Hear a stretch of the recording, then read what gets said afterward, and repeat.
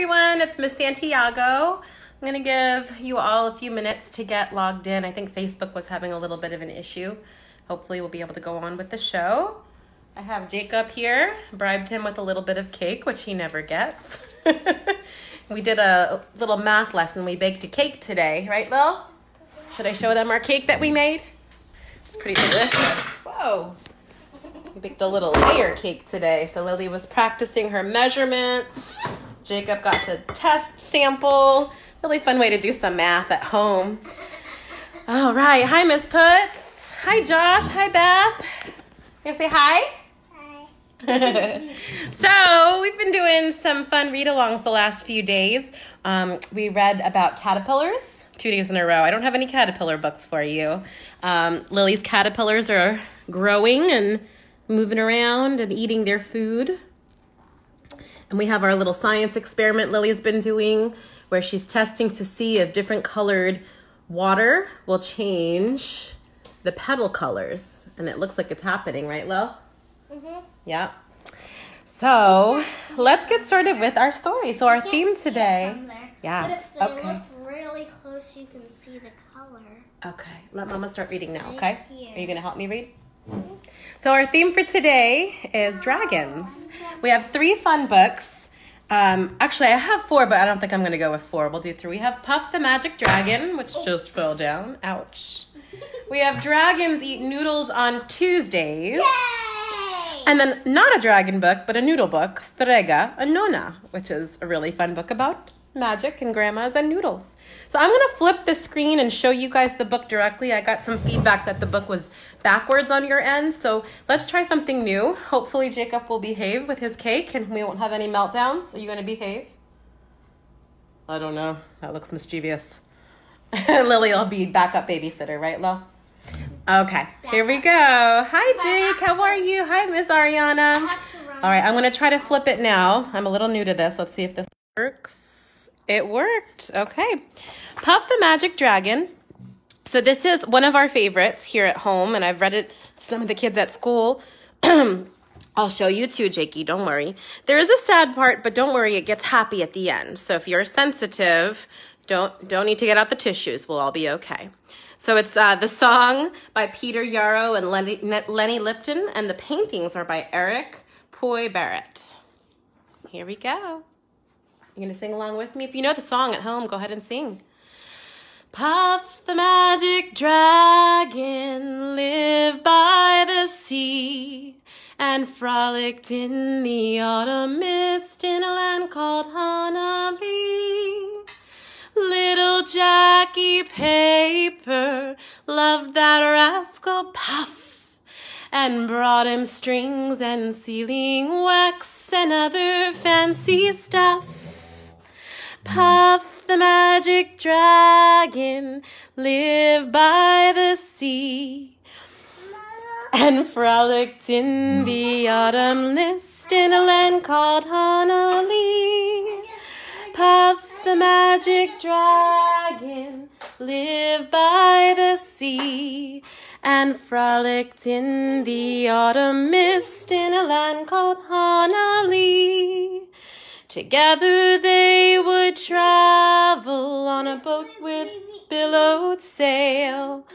Jackie kept a lookout perched on Puff's gigantic tail.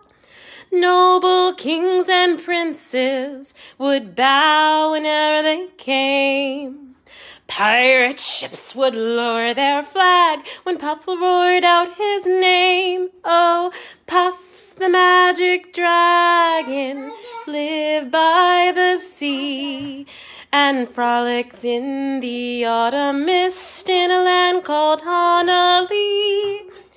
Puff the magic dragon lived by the sea and frolicked in the autumn mist in a land called Hanali. Now here's the sad part.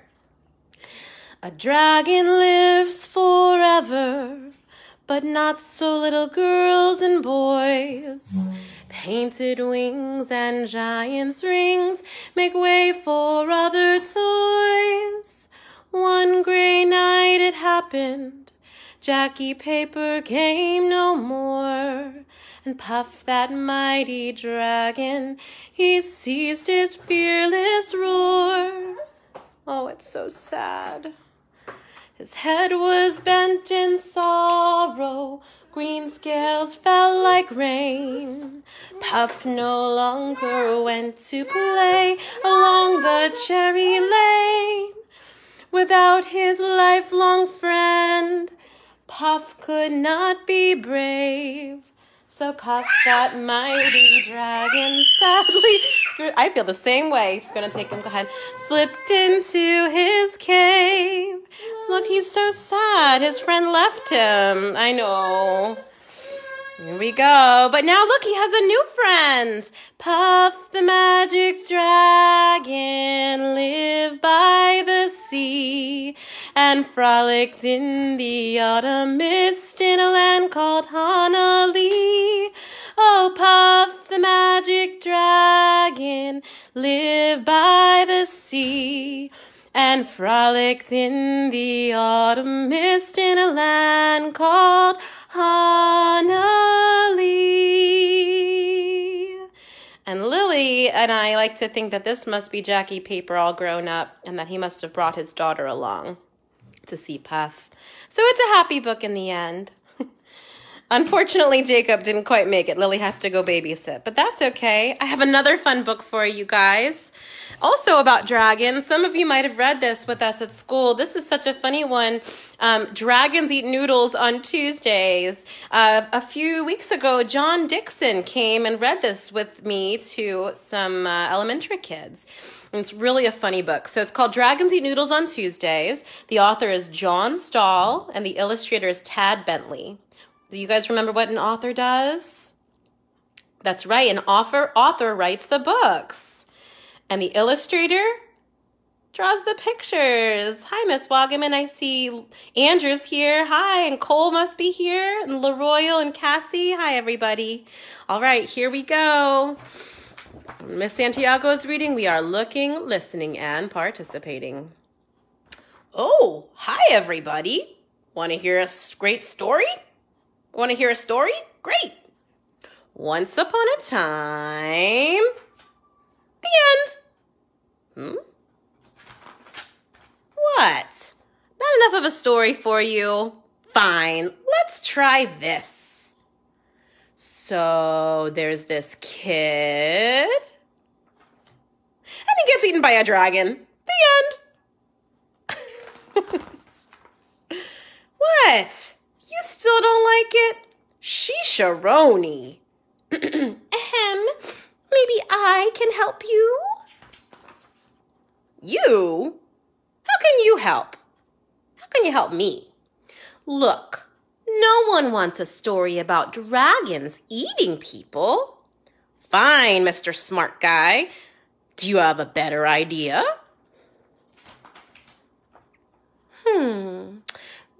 Maybe the dragon doesn't eat the kid. Maybe they're friends and they go on cool adventures. There, that's nice. Nice. Nice is boring. No, the dragon definitely needs to eat someone. How about a story without a dragon? Like what? Like this. Boy finds toy. Boy loses toy. Toy meets girl. Girl loves toy. Toy is happy. Boy gets new toy. I don't know. That story really needs a hungry dragon. Dragon stories usually don't end well, but if you insist, I insist. Okay, but be careful what you wish for. Once upon a time, a cowardly knight came upon a hungry dragon. Please, don't eat me. Sorry, pal. I skipped breakfast. The dragon opened his jaws wide to eat the knight when suddenly a brave damsel burst from the shadows. You brute. Please, call me Dennis. Put me down.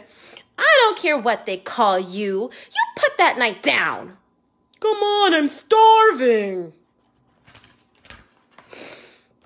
But the damsel was not only brave, she was also very smart. Look, Dennis, everyone knows dragons only eat noodles on Tuesdays. And today is Tuesday. You're right. Oh, I'm so embarrassed. Damsels rule. I'm out of here. The end. That story was ridiculous. Noodles, come on. I think it was fantastic. You wanted a dragon story. Hey, what's that? Oh no, it looks like Dennis from the story. Dennis looks hungry. He is. Don't worry, it's Tuesday. We'll be fine. Today's Wednesday. It is? Yup.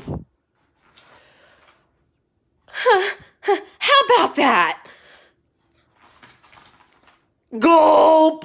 Burp. The end. It smells like day-old noodles in here. Oh, be quiet.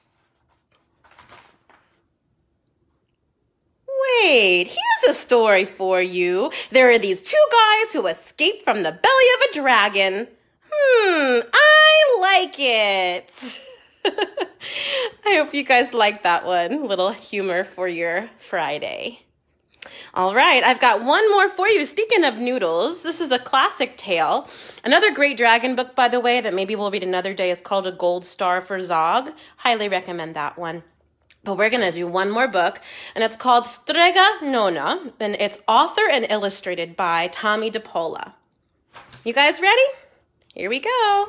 Hi, Peyton. So this book takes place in Italy, and in Italy, Nona means grandma, and Strega means witch. Grandma witch. Here we go. In a town in Calabria, long ago, there lived an old lady everyone called Strega Nona, which meant grandma witch. Although all the people in town talked about her in whispers, they all went to see her if they had troubles. Even the priest and the sisters of the convent went because Strega Nona did have a magic touch. She could cure a headache with oil and water and a pin. She made special potions for the girls who wanted husbands. And she was very good at getting rid of warts. But Strega Nona was getting old and she needed someone to help her keep her little house and garden, so she put up a sign in the town square. I'm glad, Andrew, that you enjoyed the voices. And Big Anthony, who didn't pay attention, went to see her. Anthony, said Strega Nona, you must sweep the house and wash the dishes. You must weed the garden and pick the vegetables. You must feed the goat and milk her, and you must fetch the water. For this, I will give you 3 coins and a place to sleep and food to eat. Oh, grazie, said Big Anthony. Do you guys know what grazie means? That means thank you in Italian. The one thing you must never do, said Strega Nona, is touch the pasta pot. It is very valuable, and I don't let anyone touch it. Oh, see, yes, said Big Anthony. Hi, Will. Hi, Nicole. And so the days went by. Big Anthony did his work, and Strega Nona met with the people who came to see her for headaches and husbands and warts. Big Anthony had a nice bed to sleep in next to the goat shed, and he had food to eat. One evening, when Big Anthony was milking the goat, he heard Strega Nona singing.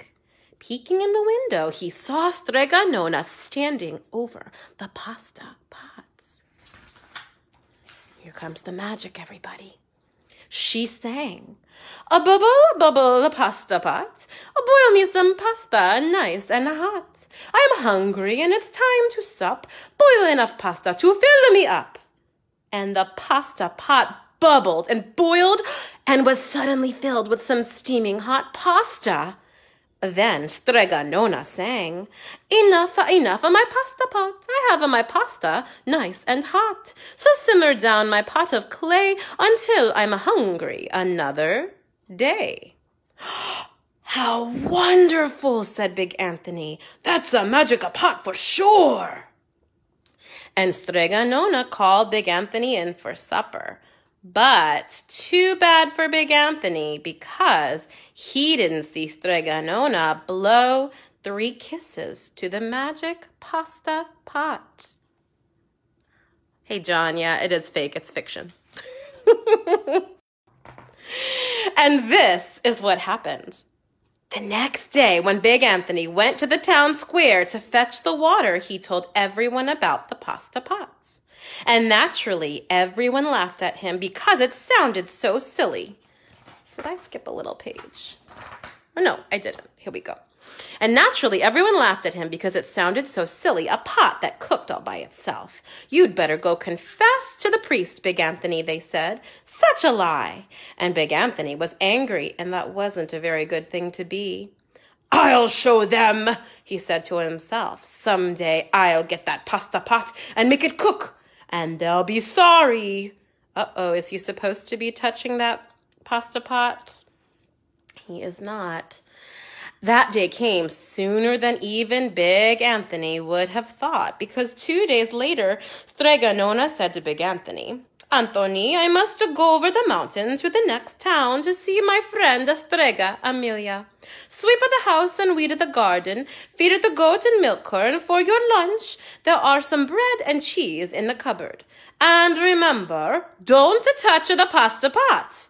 "Oh, yes, yes, Strega Nona," said Big Anthony. But inside he was thinking, my chance has come. As soon as Strega Nona was out of sight, Big Anthony went inside, pulled the pasta pot off the shelf, and put it on the floor. "Now, let's see if I can remember the words," said Big Anthony. Big Anthony sang, a bubble, a pasta pot. Boil me some pasta, nice and hot. I'm hungry and it's time to sup. Boil enough pasta to fill me up." And sure enough, the pot bubbled and boiled and began to fill with pasta. "Aha!" said Big Anthony, and he ran to the town square, jumped on the fountain, and shouted, "Everyone, get forks and plates and platters and bowls, pasta for all at Strega Nona's house. Big Anthony has made the magic pasta pot work." Of course, everyone laughed, but ran home to get forks and plates and platters and bowls, and sure enough, when they got to Strega Nona's, the pasta pot was so full it was beginning to overflow. Can you guess what's going to happen? Big Anthony was a hero. He scooped out pasta and filled the plates and platters and bowls. There was more than enough for the townspeople, including the priests and the sisters from the convent, and some people came back for 2 and 3 helpings, but the pot was never empty. When all had their fill, Big Anthony sang, enough of my pasta pot. I have my pasta nice and hot, so simmer down my pot of clay until I'm hungry another day." But alas, what did he forget to do? He did not blow the 3 kisses. He went outside, and to the applause of the crowd, Big Anthony took a bow. He was so busy listening to the compliments from everyone that he didn't notice the pasta pot was still bubbling and boiling until a sister from the convent said, "Oh, Big Anthony, look!" And the pasta was pouring out of the pot all over the floor of Strega Nona's house and was coming out the door. Big Anthony rushed in and shouted the magic words again, but the pot kept bubbling. He took the pot off the floor, but the pasta kept pouring from it. Big Anthony grabbed a cover and put it on the pot and sat on it. But the pasta raised the cover and Big Anthony as well and spilled on the floor of Strega Nona's house. Stop! Yelled Big Anthony, but the pasta did not stop. And if someone hadn't grabbed poor Big Anthony, the pasta would have covered him up. The pasta had all but filled the little house. Out of the windows and through the doors came the pasta, and the pot kept right on bubbling. The townspeople began to worry. Do something, Big Anthony, they shouted. Big Anthony sang the magic song again, but without the 3 kisses, it did no good. By this time, the pasta was on its way down the road, and all the people were running to keep ahead of it. We must protect our town from the pasta, shouted the mayor. Sounds kind of familiar, huh? Get mattresses, tables, doors, anything to make a barricade. Maybe everyone should just stay home, huh? But even that didn't work. The pot kept bubbling and the pasta kept coming. We're lost, said the people, and the priests and the sisters of the convent began praying. The pasta will cover our town, they cried. And it certainly would have had Strega Nona not come down the road home from her visit. She didn't have to look twice to know what happened. She sang the magic song and blew the 3 kisses, and with a sputter, the pot stopped boiling and the pasta came to a halt. Oh, grazie, thank you, Strega Nona, the people cried. But then they turned on poor Big Anthony. String him up, the men of the town shouted. Now wait, said Strega Nona. The punishment must fit to the crime. And she took a fork from the lady standing nearby and held it out to Big Anthony. All right, Anthony, you wanted pasta from my magic pasta pot, Strega Nona said, and I want to sleep in my little bed tonight. So, start eating. Hi, Reese. And he did. Poor Big Anthony. Look at his big belly. And look. He ate every last bite but one. And Strega Nona got to sleep in her bed. I hope everyone enjoyed our stories today. If you missed the first part, you can go back and watch it. And also, if you didn't have a chance to watch earlier today, we had amazing art class with Miss McCown and music with Mr. Sontag. At 12 o'clock, Miss Rains and Miss Hazlip spoke to give you a little update about what to expect moving forward. So be sure to check that out on our Facebook page or check out our Resource Teachers YouTube site. I know that they're reposting a lot of these live on there, as well as the music, art, PE with Coach, Miss Cooley's amazing garden video, and some of our science experiments that I've been doing with my kids here. All right, I'm so glad you've all been a part of my day today, and I look forward to seeing you all next week. Have a restful weekend, and please make sure you keep healthy and keep safe. Wash your hands and keep reading. Bye, everybody. Love you.